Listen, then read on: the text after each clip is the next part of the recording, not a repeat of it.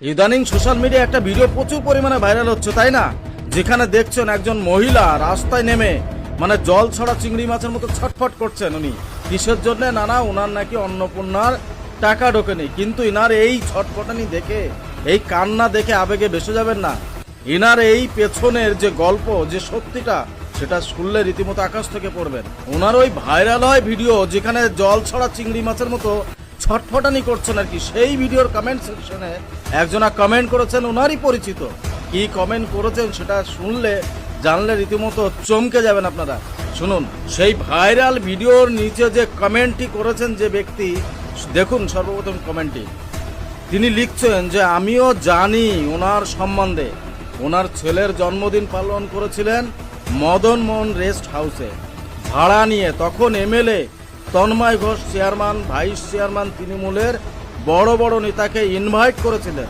তাহলে বুঝে নিন তিনি একজন তৃণমূলের সদস্য। ইনার ছেলে ইঞ্জিনিয়ার, বাইরে চাকরি করে, স্যালারি মোটামুটি ৮০,০০০। ইনার স্বামী, যিনি স্বামীর সম্পর্কে কি লিখছেন দেখুন, যে ইনার স্বামী রাষ্ট্রপতি পুরস্কার পেয়েছিলেন। ইনার অবস্থা সম্বন্ধে আর কিছু লিখবো না, যাচাই করে দেখে নিতে পারেন। একবার ভাবুন, ইনারা আবার নিজেদেরকে বিজেপির সমর্থক বলে দাবি করেন, কিন্তু বিজেপি সরকার তো আর ভিত্তিহীন নাটকের কাছে মাথা নত করা সরকার নয়। আপনি যতই জল ছড়া চিংড়ি মাছের মতো রাস্তায় ছটফট করুন, হাতে সোনার আংটি পরে, গলায় সোনার চেন পরে, এই ছটফটনি দেখবে না।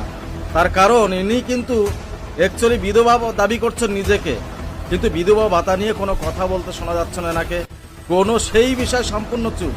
এনার মাথা ব্যথা হয়েছে অন্নপূর্ণা নিয়ে। দেখুন, রাজনীতি করার অধিকার সকলেরই রয়েছে, কিন্তু মিথ্যার অজুহাত দিয়ে সাধারণ মানুষকে এইভাবে বিভ্রান্ত করা এবং বর্তমান সরকারকে কালিমালিপ্ত করার এই যে প্রচেষ্টা, সত্যি এটা ভীষণ লজ্জাজনক।